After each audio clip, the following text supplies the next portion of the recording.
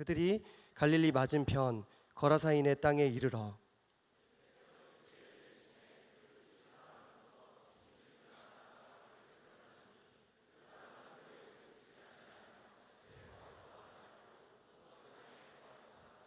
예수를 보고 부르짖으며 그 앞에 엎드려 큰 소리로 불러 이르되 지극히 높으신 하나님의 아들 예수여, 당신이 나와 무슨 상관이 있나이까? 당신께 구하노니 나를 괴롭게 하지 마옵소서 하니,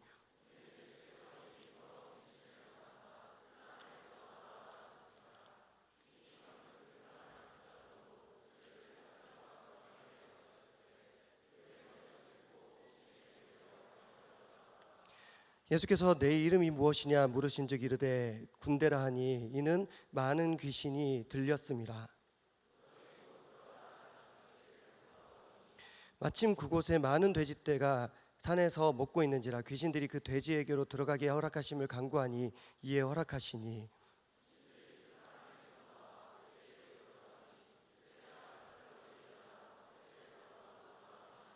치던 자들이 그 이루어진 일을 보고 도망하여 성내와 마을에 알리니,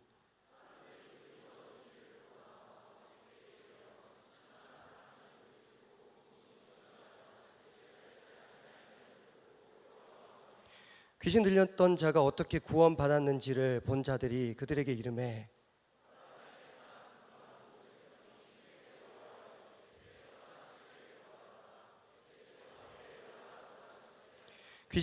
귀신 나간 사람이 함께 있기를 구하였으나 예수께서 그를 보내시며 이르시되 집으로 돌아가 하나님이 내게 어떻게 큰 일을 행하셨는지를 말하라 하시니, 그가 가서 예수께서 자기에게 어떻게 큰 일을 행하셨는지를 온 성내에 전파하니라. 아멘. 먼저 이렇게 오랜만에는 아니구나. 얼마 전에 그 한 달 전에 샤인 지저스 집회 때 연합으로 예배를 드렸었는데, 다시 한 달 만에 우리가 연합으로 조금 더 평소보다는 풍성하게 모이게 되었습니다. 우리 서로 인사하겠습니다. 잘 오셨습니다. 잘 오셨습니다. 반갑습니다. 잘 오셨습니다. 네, 오늘 각 부서별로 팀별로 질서 있게 앉아주셔서 참 감사합니다. 특별히 오늘은 단기 선교 이제 나가시는 팀들 제외하고는 청년부가 아래층에서, 그리고 대학부가 위층에서 이렇게 앉아 있습니다. 그래서 한번 얼마나 예배 열심히 참여하는지, 그 마음이 얼마나 뜨거운지 한번 청년부와 대학부 먼저 한번 해보도록 하겠습니다. 대학부 어디 있나요? 이거는 게임을 안 해도 될 것 같습니다. 제가 봤을 때 청년부는 굳이 이걸 이기려고 할 거 없고, 대학부와 함께 하면서 그 받는 에너지를 누리는 것만으로도 참 너무 족한 것 같습니다. 이런 걸 시키면 청년부 별로 안 좋아하더라고. 반갑고 감사합니다. 오늘 무슨 말씀을 전해야 되나 제가 살짝 고민이 되었습니다. 대학부 지체들은 대학부 예배를 지난 몇 주 동안 했었지만, 청년부는 제가 그동안 샤인 지저스 때 담임 목사님께서 오셔서 개인 영성에 관하여 말씀을 전해 주셨잖아요. 그래서 4가지 영성에 대해서 말씀해 주셨습니다. 피함, 따름, 싸움, 취함. 그래서 3가지를 이미 했고, 오늘 취함의 영성, 그거 할 차례였습니다. 그런데 오늘 단기 선교 또 파송식이 있는 날이라서 시리즈도 하던 이 설교를 잠시 내려놓고 단기 선교에 관한 말씀을 전할까 고민을 잠시 했었습니다. 그런데 취함의 영성을 주제로 말씀을 준비하고 묵상을 하면서 이 말씀 또한 단기 선교를 앞두고 우리가 또 함께 들으면 좋겠다, 묵상하면 좋겠다, 나누면 좋겠다라는 생각이, 그런 마음이 들어서 말씀을 취함의 영성이라는 주제로 말씀을 전하겠습니다. 오늘 취함의 영성, 상관 있는 사람이라는 제목으로 말씀을 전하겠습니다. 오늘 본문 우리가 처음 그 사건 처음부터 끝까지 좀 길었지만 다 읽었는데요. 오늘 본문의 사건은 굉장히 어두운 밤에 일어난 사건입니다. 이게 밤에 일어난 사건이라는 것을 우리가 어떻게 알 수 있냐면, 이 사건 오늘 본문 바로 직전의 본문을 읽어보시면, 이게 오늘 본문에는 누가복음에는 시간대가 나오지 않는데 배를 타고 건너편으로 가시다가 풍랑을 만나신 사건이 기록되어 있습니다. 그런데 누가복음에는 시간대가 나오지 않는데 마가복음에는 시간대가 나와 있습니다. 마가복음 4장 35절 말씀입니다. 제가 읽겠습니다. 그날 저물 때에 제자들에게 이르시되 우리가 저편으로 건너가자 하시니, 그날 저물 때에 배를 타고 건너편으로 가신 겁니다. 그러니까 밤에 거기에 도착하신 겁니다. 풍랑을 만났는데, 물론 예수님께서 그 즉시 풍랑을 멈춰 주셨지만 그날 밤 예수님과 제자들은 풍랑을 어쨌든 뚫고 고생하면서 그 건너편으로 갔습니다. 그리고 예수님과 제자들이 건너가서 도착했던 곳은 바로 거라사인들이 사는 지역이었습니다. 거라사라는 지역은 어떤 곳일까?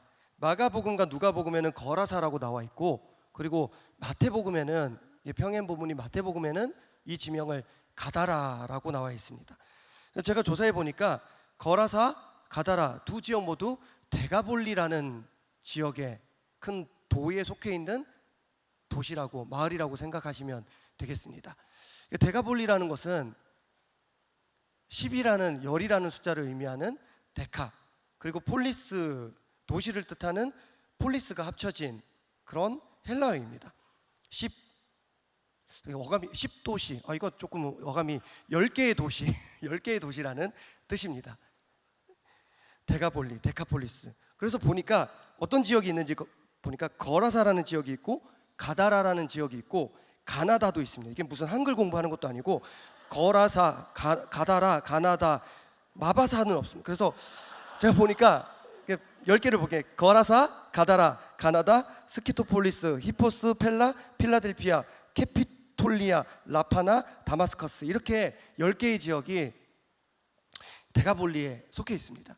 그런데 가다라든 가나다든 거라사든 어쨌든 데가볼리 지역에 도착한 것입니다. 그런데 예수님과 제자들은 뭐하러 남들 다 자는 이 밤에 풍랑을 뚫고 이곳에 가시게 된 것일까요? 이곳은 이방인들이 사는 지역이었습니다. 이방신들을 많이 모시고 있던 이방 지역이었습니다. 이들이 돼지를 키우고 있었다는 것만 봐도 우리가 사실을 확인할 수가 있습니다. 유대인들은 돼지를 키우지도 않고 먹지도 않습니다. 왜냐하면 돼지를 부정한 짐승으로 생각하기 때문입니다.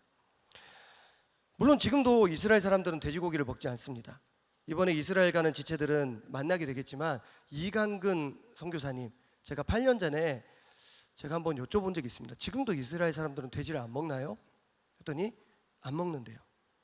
다만 요즘에는 이스라엘 안에 살고 있는 외국인들을 위해서 사고 파는 것은 허용이 되었다고 합니다. 그렇기 때문에 사고 팔기 위해서 돼지를 키우기도 해야 되겠죠. 돼지를 이스라엘 땅에 키울까요, 안 키울까요? 키운다고 합니다. 그런데 키우는데 어떻게 키우냐? 돼지 때문에 그 땅이 더러워질 수가 있으니까 그 목장에 천을 다 깔고 그 위에 돼지를 키운대요.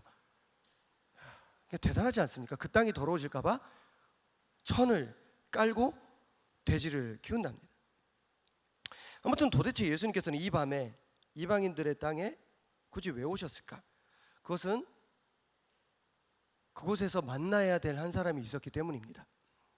그는 바로 귀신 들린 사람이었습니다. 그것도 그냥 귀신이 아니라 군대 귀신이라고 합니다.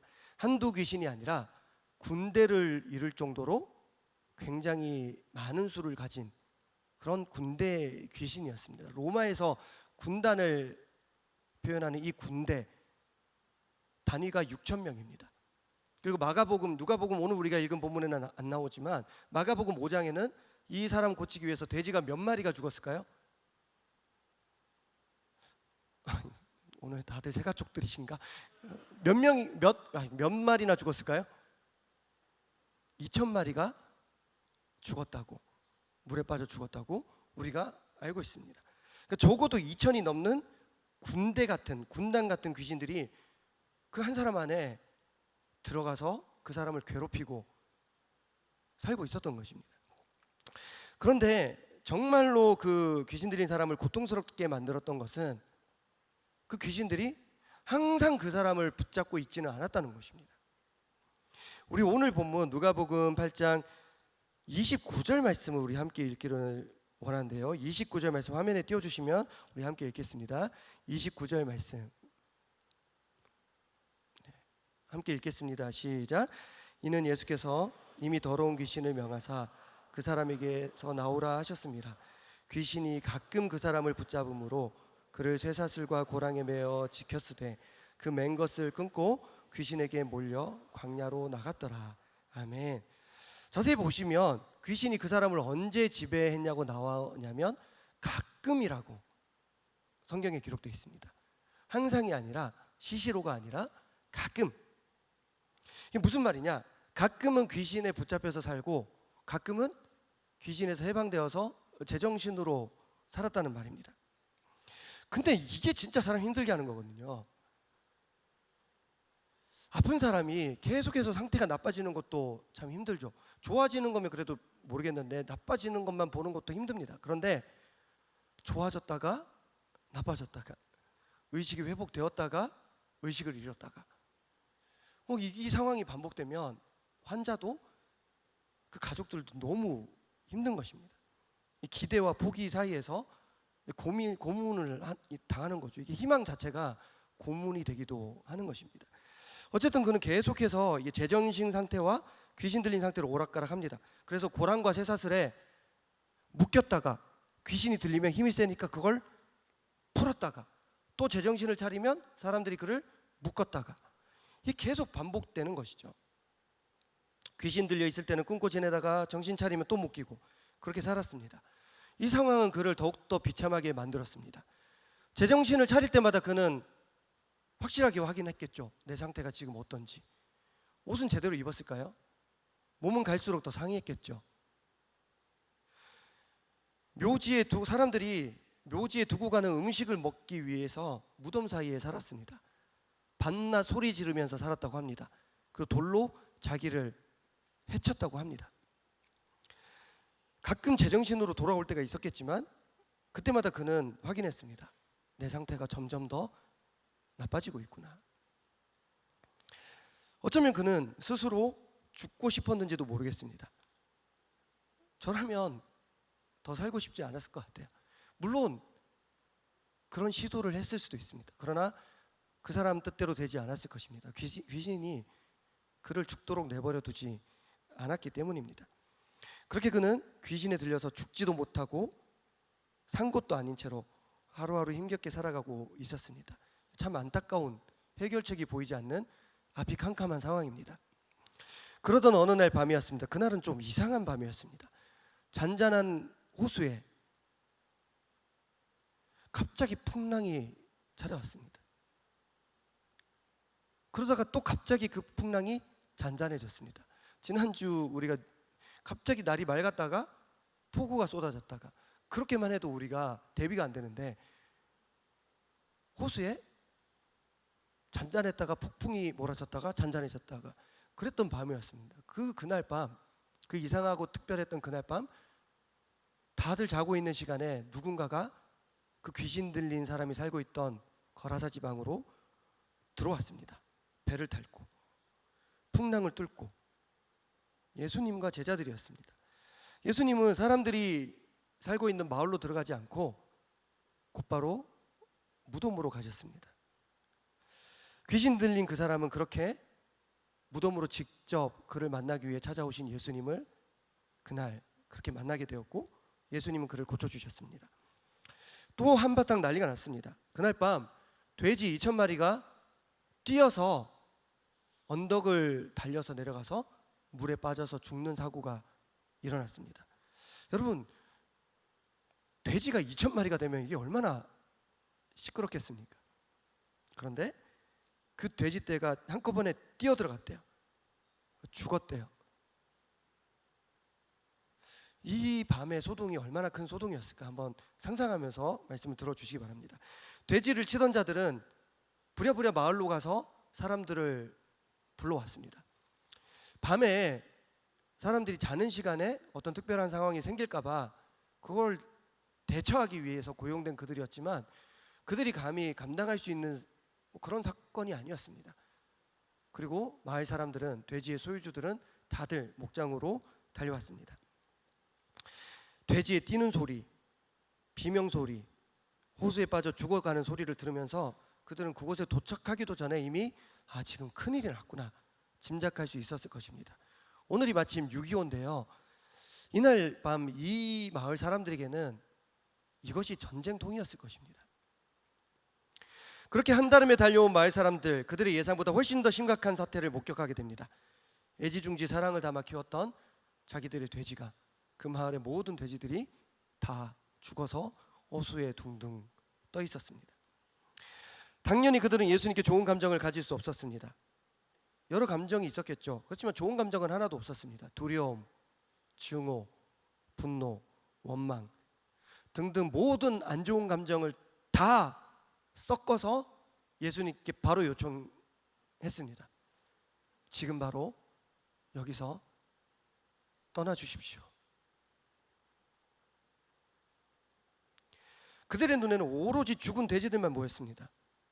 귀신 들렸다가 고통 속에 살았다가 지금 온전하여진 사람이 예수님 바로 옆에 정신을 차리고 있었지만, 돼지의 소유주들이었던 그들에게 그 사람이 온전해진 것은 눈에 차지 않았습니다. 그들의 눈에는 오로지 죽은 돼지들만이 보였고, 그들로 하여금 예수님을 내쫓게 만들었고, 그렇게 예수님은 그곳에서 쫓겨났습니다. 더 이상 그 어떤 기적도 일어나지 않았습니다. 그 어떤 열매도 일어나지 않았습니다. 더 이상 그 어떤 선교도 행해지지 않았습니다. 그렇게 허무하게 예수님은 거기서 쫓겨나셨고 다시 배를 타고 건너가셨습니다. 말씀을 묵상하면서 한 가지 의문이 들었던 게, 예수님께서 귀신 들린 사람을 고치는 방식에 관한 것이었습니다. 굳이 왜 이런 방법으로 이 사람을 고치셨을까? 예수님 능력 있으신 분이시잖아요. 말 한마디로 병자를 낫게 하실 수 있고 죽은 자도 살리실 수 있으셨습니다. 이 사람 귀신 들렸지 죽은 사람은 아니었는데, 그런데 왜 돼지 2,000마리를 죽이면서까지 과격한 방법으로 이 사람을 고치셨을까? 일단 저는 감정이입을 해보자면 돼지고기가 너무 아깝습니다. 돼지고기 너무 아깝고, 오늘 새벽에 그 원로 목사님께서 귀신 이야기도 하시고 또 돼지의 피를 덮었으면 안 된다. 근데 저는 오늘 본문 바꿔버릴까? 귀신 얘기도 하고 돼지 이야기도 할 건데, 일단 돼지들이 너무 아깝기도 하고, 어차피 걔네들은 천국은 못 가겠지만 그래도 아깝습니다. 먹어도 되는데. 그로 인해 모든 사람들의 미움까지 예수님께서 감당해야 했습니다. 결국 쫓겨나셨습니다. 아무 열매 없이. 이렇게 무식한 방법으로 그를 고칠 필요가 있었을까? 저는 이해가 잘 안 됩니다. 여러분, 돼지 2,000마리라고 하면 감이 잘 안 오실 텐데요, 한 마리가 얼마 정도 되는지 아세요? 살아있는 돼지 한 마리 잘 모르시죠? 가격이 매일매일 다릅니다. 축산물 품질 평가원에 제가 들어가서 확인해 봤습니다. 기준이 무게마다 다른데 110kg 돼지 한 마리 기준으로 돼지 한 마리당 가격이 어제, 오늘 날짜는 안 떴고, 제가 아까 전에 한 1시간 반 전에도 PLT, 청년부 PLT 수료식 하고 나서 이거 축산물 품질 평가원 들어갔다 왔는데, 어제 날짜로 6월 24일 돼지 한 마리 110kg 기준 가격이 56만 1,000원이었습니다. 그 정도 가격. 돼지 한 마리가 그 가격인데 왜 우리한테 그 가격에 파는 거지? 뭐 도축 과정이 있어서 그렇습니다. 자, 6월 17일에는 좀 비쌌습니다. 64만 6천 원. 56만 원이랑 63, 거의 10만 원 차이가 났습니다. 이번 달 제일 저렴했던 게 6월 6일 현충일이었습니다. 그날 돼지가 많이 안 팔렸어요. 51만 9천 원. 아무튼 아무리 싸도 50만 원은 넘었습니다. 그러면 50만 원으로 한번 계산해 볼게요. 2,000마리 얼마입니까? 10억입니다. 10억보다는 더한 가치를 지니고 있는 것들이 돼지 2,000마리입니다. 그럼 더 이해가 안 되죠. 대체 왜 예수님 왜 그러셨을까? 여러분들도 한번 생각해 보십시오. 여러분들이 그 마을 사람들이라면 한순간에 10억이 넘게 날아갔어요. 그런데 한 사람, 우리한테 별로 도움되지 않는 한 사람이 온전해졌다고 여러분들 기뻐하고 축복하고 좋아할 수 있겠습니까? 내가 귀신 들린 사람이나 귀신 들린 사람의 가족이라면 모를까, 마을 주민 입장에서는 이런 상황을 기뻐할 수가 없는 것입니다. 여기서 분명해지는 한 가지 사실이 있습니다. 그것은 바로 우리가 예수님의 대단한 능력 때문에 예수님을 따르는 것은 아니라는 것입니다. 그 마을 주민 사람들, 그 사람들 예수님의 대단한 능력을 눈으로 목격했습니다. 능력 있는 분 확실히 봤을 것입니다. 그런데 그 사람들이 예수님을 따랐습니까? 아닙니다. 예수님을 내쫓았습니다. 이거 우리도 마찬가지입니다. 예수님이 대단한 능력 있는 분이시라고 해서 우리가 따르는 건 아닙니다. 아무리 예수님 능력 있으셔도 나에게 별로 도움이 되지 않으면 우리는 지금 당장이라도 버릴 수 있습니다. 내 교회를, 내 신앙을, 주님을 버릴 수 있습니다. 그러나 예수님의 능력이 아니라 예수님의 사랑을 체험한 사람은 예수님을 따르게 될 줄 믿습니다. 아까 박용환 목사님 찬양 인도하실 때 제가 너무 큰 은혜를 받았던 게, 한 손엔 복음을 들고 한 손엔 사랑을 들고, 복음만 전하는 것이 아니라 사랑을 들고 전했을 때 예수님을 따르게 되는 사람들이 많아질 줄 믿습니다. 예수님의 능력이 아니라 예수님의 사랑을 맛본 사람은 다릅니다. 그런 사람은 예수님을 버리지 않습니다. 그런 사람은 예수님을 내쫓지 않습니다. 그런 사람은 예수님을 따르게 됩니다. 오늘 본문에 나오는 귀신 들린 사람이 바로 그 즉시 예수님을 따르려고 했듯이 예수님의 사랑을 맛본 사람은 그렇게 됩니다. 정신이 온전해진 이 사람은 온전해진 정신으로 이제 모든 것을 제대로 바라볼 수 있게 됐습니다. 어떤 걸 바라봤을까? 마을의 모든 사람들이 그 밤에 다 모여서 한 사람을 내쫓고 있었습니다.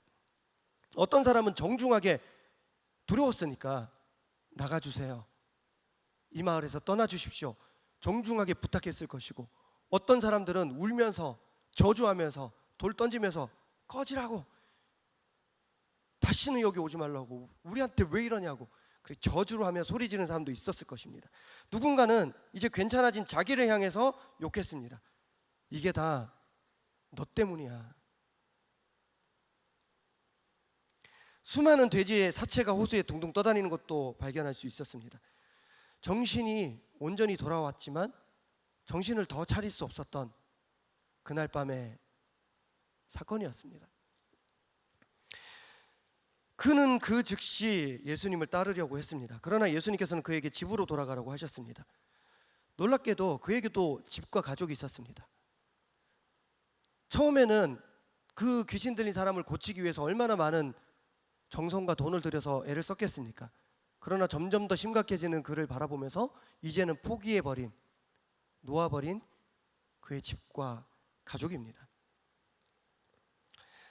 그래서 그는 무덤에 살았습니다. 그의 유일한 소망은 죽어서라도 귀신에게서 해방되는 것이었고, 마을의 주민들도 그걸 원했을 것이고, 어쩌면 그의 가족들도 그 사람이 죽는 것을 원했을지도 모릅니다. 저는 이 가족의 심정이 이해가 됩니다.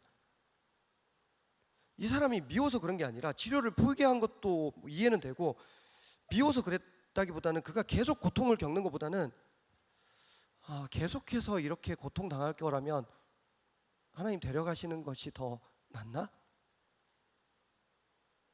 그런 마음이 이해가 됩니다.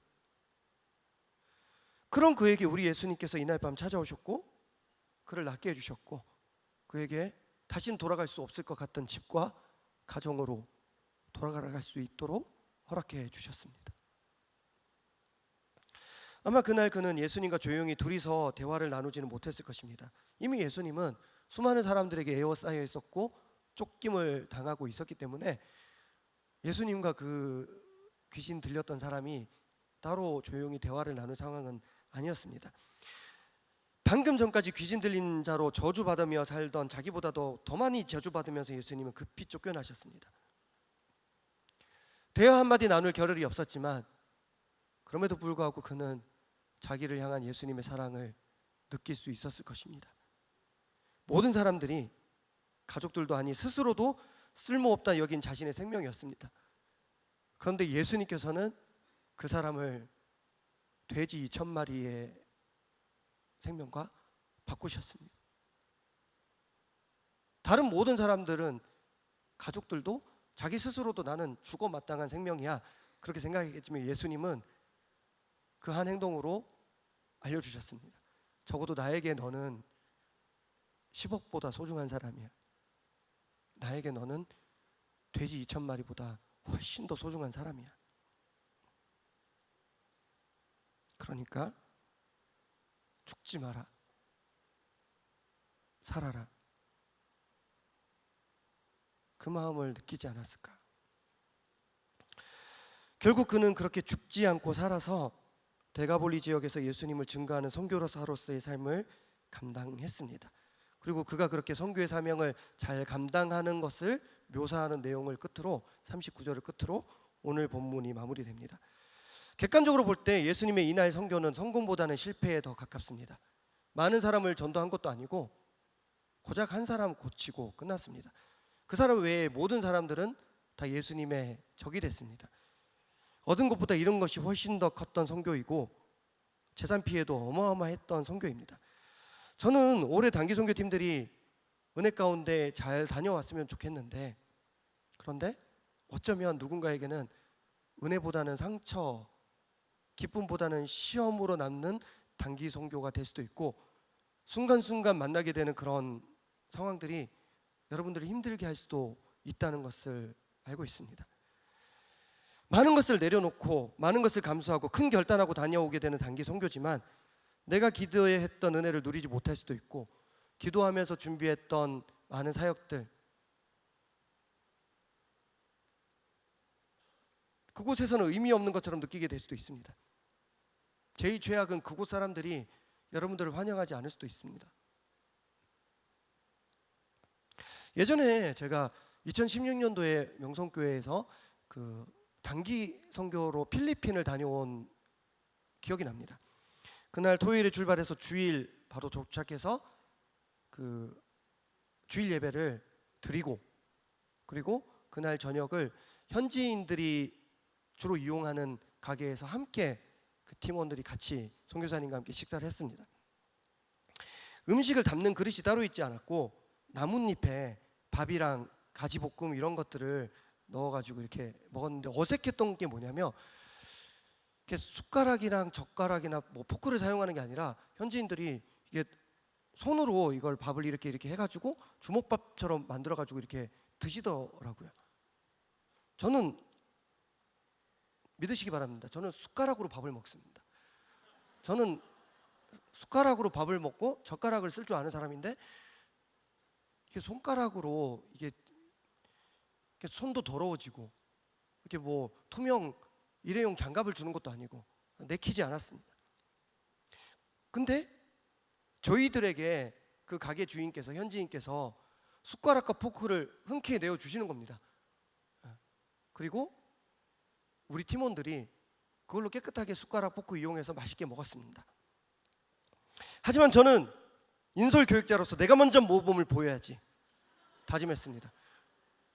숟가락과 포크가 나에게 있지만 너는 숟가락과 포크로 내게 나오거니와 나는 네가 모욕하는 그 손가락으로, 아무튼 그만하겠습니다. 그 손가락으로, 그게 생각이 났어요. 예전에 그 원도우드 선교사님, 아펜젤로 선교사님 우리나라 오셨을 때 된장 앞에서 이런 된장 하셨겠어요?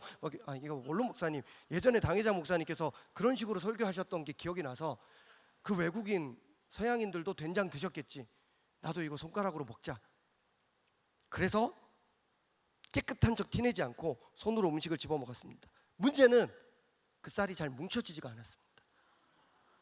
제가 알던 쌀은 잘 뭉쳐졌는데 이게 뭉쳐지지가 않는 거예요. 근데 그 사람들은 이렇게 잘 뭉쳐가지고 톡 집어넣는데 저는 아무리 이렇게 해도 계속 한 알 한 알이 다 따로 놀았습니다.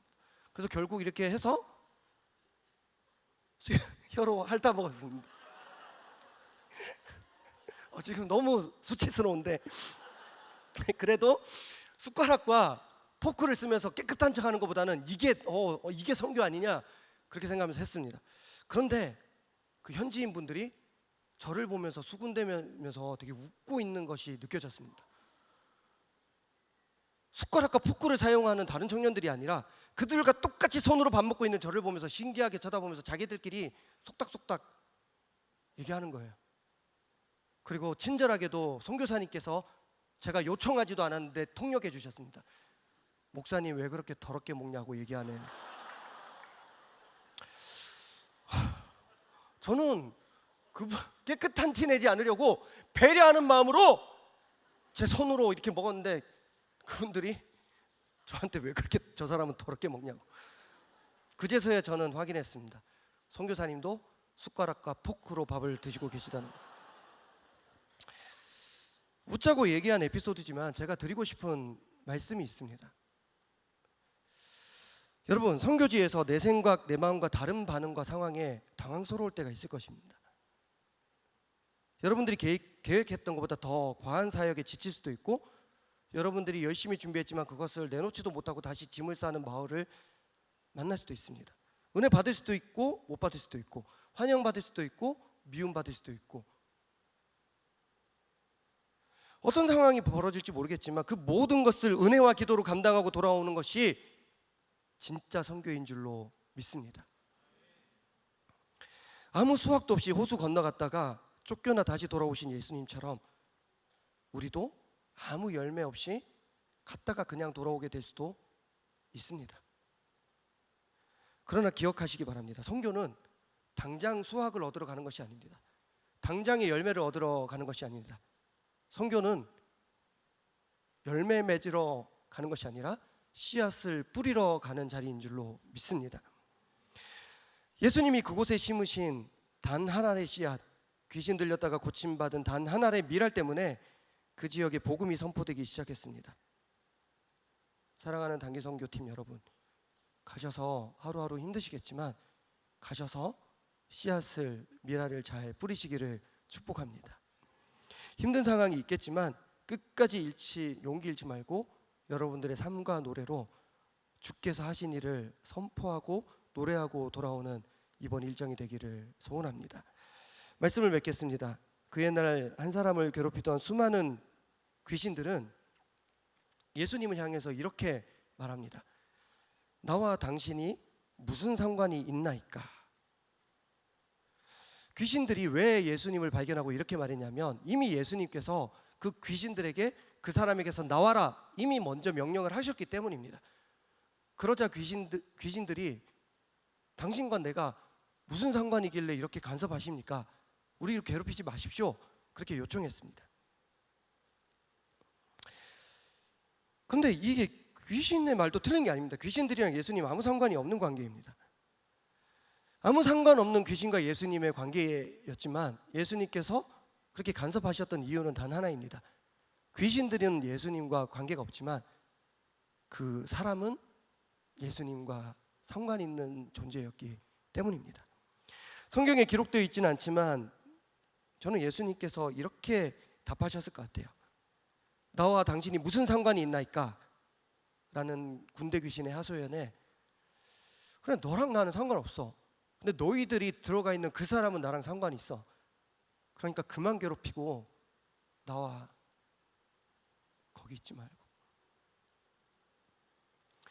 사랑하는 여러분, 더 이상 살고 싶지 않았던 한 사람에게 다가가셔서 죽지 않고 살고 싶게 만드셨던 예수님의 그 사랑이 오늘 저와 여러분에게도 허락되기를 축복합니다.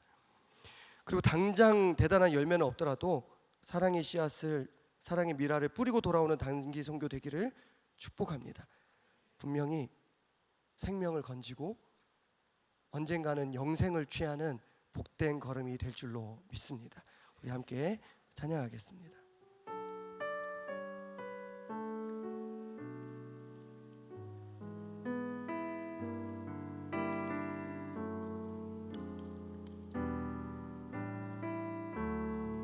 내가 죽지 않고 살아서 여호와하신 일을 내가 죽지 않고 살아서 여호와하신 일을 나의 모든 삶과 노래로 주께서 하신 일을 선포하리라. 우리 다시 한번 1절 내가 죽지 않고 살아서 여호와하신 일을 내가 죽지 않고 살아서 여호와하신 일을 나의 모든 삶과 노래로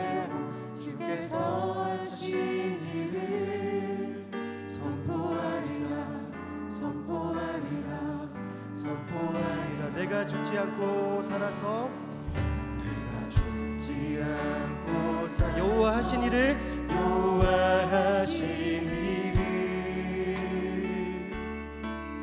내가 죽지 않고 살아서 여호와 하신 일을 나의 모든 삶과 노래로 주께서 하신 일을 선포하리라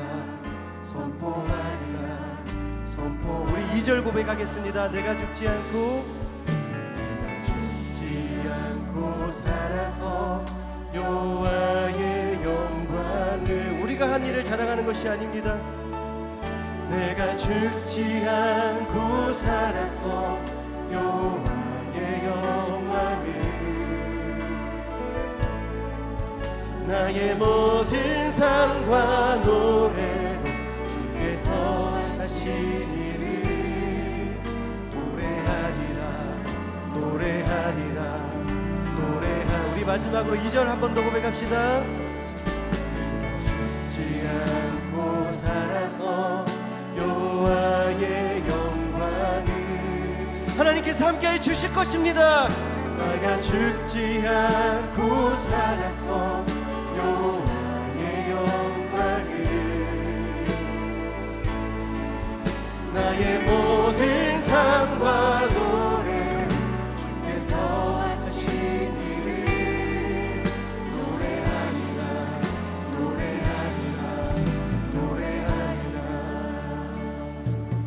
우리 이 시간 단기 선교팀을 위해서 기도하겠습니다.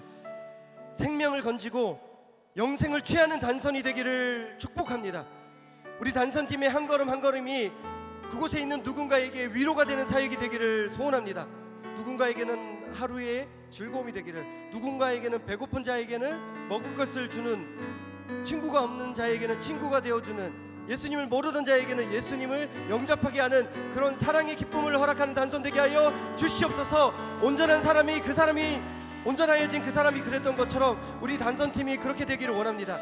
귀신 나간 사람이 함께 있기를 고하였으나 예수께서 그를 보내시며 이르시되 집으로 돌아가 하나님이 내게 어떻게 큰 일을 행하셨는지를 말하라 하시니 그가 가서 예수께서 자기에게 어떻게 큰 일을 행하셨는지를 온 성내에 전파하니라.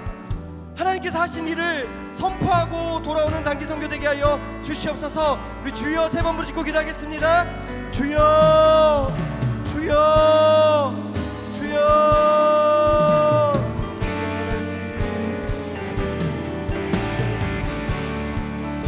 살아계신 하나님 도와주시기 원합니다. 하나님, 그동안 짧은 시간 동안 애쓰고 수고하였습니다. 열심히 준비하였습니다. 그러나 주님, 우리가 준비한 것을 드러내는 것이 아니라 우리가 준비한 것이 아무 의미가 없더라도 하나님께서 우리에게 명하신 것, 주께서 하신 일을 선포하고 돌아오게 하여 주시옵소서. 하나님, 붙들어 주시기 원합니다. 우리는 연약합니다. 우리는 부족합니다. 할 줄 아는 것이 별로 없습니다. 할 줄 아는 것이 거기서 의미가 있는지도 잘 모르겠습니다. 그곳에서 환영을 받지 못할 수도 있습니다. 그러나 주님, 용기 내어서 끝까지 잘 감당하고 돌아오게 해 주시옵소서. 주님, 붙들어 주시고 인도하여 주시옵소서.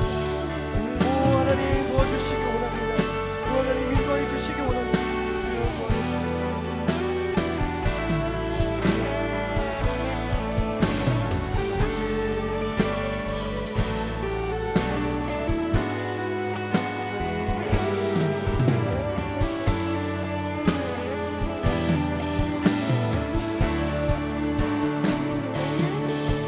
나의 모든 삶과 노래로 주께서 다시 선포하리라.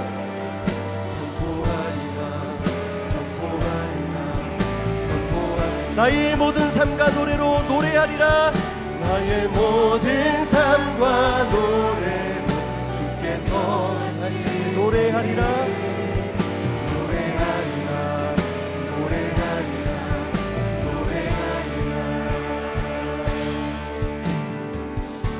저는 이제 곧 출발하는 우리 단교 선교 팀들을 위해서 우리가 온 마음으로 함께 이 찬양으로 축복하는 시간을 가졌으면 좋겠습니다.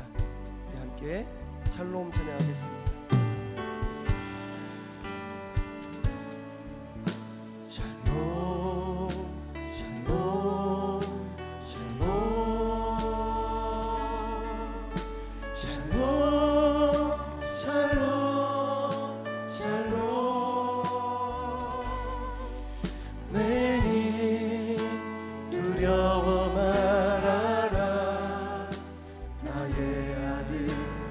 나의 따라 안심하라. 샬롬 샬롬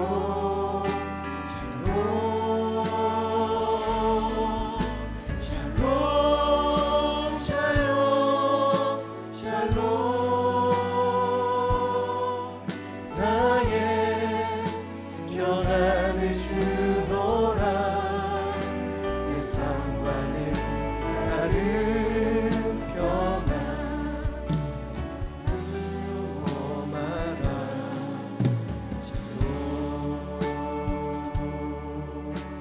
샬롬 샬롬 샬롬 샬롬 샬롬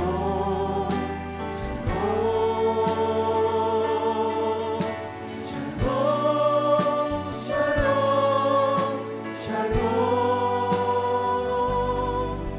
내님 두려워 나의 사랑 나의 사랑 나의 이스라엘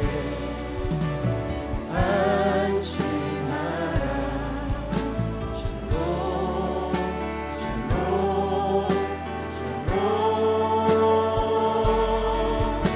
샬롬 샬롬 샬롬 샬롬 평강 있을지어다. 아버지께서 날 보냄 같이 나도 널 보내노라. 샬롬. 우리 마지막으로 함께 기도하길 원합니다. 그 귀신 들렸던 그 사람은 예수님을 따라가고 싶었습니다. 그런데 성경에서는 이렇게 기록되어 있습니다. 귀신 나간 사람이 함께 있기를 구하였으나 예수께서 그를 보내시며 이르시되, 예수님께서 그를 보내셨습니다. 하나님께서 3년 만에 우리 교회에 단기 선교를 허락하셨고 보내신 줄 믿습니다. 우리 함께 기도할 때에 씨앗을 뿌리고 잘 돌아오는 단기 선교팀 되게 하여 주시옵소서. 사랑의 씨앗을 뿌리게 하여 주시옵소서. 그 나라를, 그 민족을 평생 품고 사랑하며 기도하는 사랑의 씨앗을 뿌리게 하여 주시옵소서. 함께 가게 된 팀원들을 품게 하여 주시옵소서. 인서울 교육자님과 선교사님을 사랑으로 품는 단기 선교 팀원들 되게 하여 주시옵소서. 우리 사랑의 시간이 되기를, 샬롬의 시간이 되기를, 평강의 시간이 되기를 축복하는 마음으로 우리 주여 세 번 부르고 기도하겠습니다. 주여 주여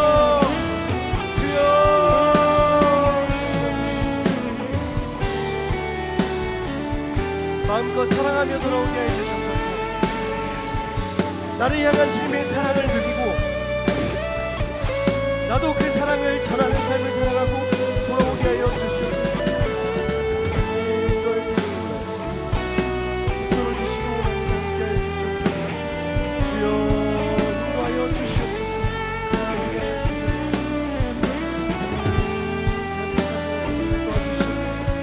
주여 영광 돌리게 하여 주시옵소서. 이번 단소를 통해서 주께서 함께 해주시고 인도해 주시 은혜가 있을 줄 믿습니다. 주님 인도하여 주시옵소서.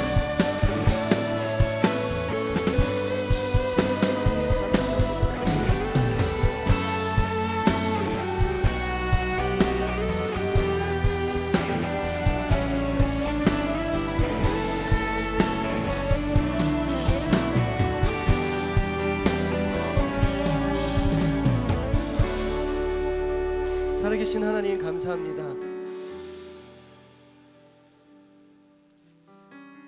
이렇게 우리가 단기 선교를 보낼 수 있고 가게 된 것 다 하나님의 은혜인 줄 믿습니다. 하나님 허락하여 주셔서 감사합니다. 하나님 나 하나 살피기도 힘든 상황에 누군가를 바라보고 사랑을 전하기 위해서 떠납니다. 주님 생명을 건지고 영생을 취하는 단기 선교가 되게 하여 주시옵소서. 그곳에서 많은 사람들을 잠깐 만날 텐데 그들이 평생 기억할 만한 위로의 시간을 전하고 돌아오게 하여 주시고 우리 단기 선교 팀원들도 위로받고 돌아오는 시간 되게 하여 주시옵소서.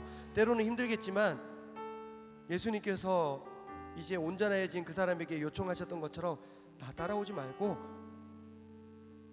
내가 너 이제 보낼 테니까 가서 주께서 어떻게 하셨는지 선포하라고.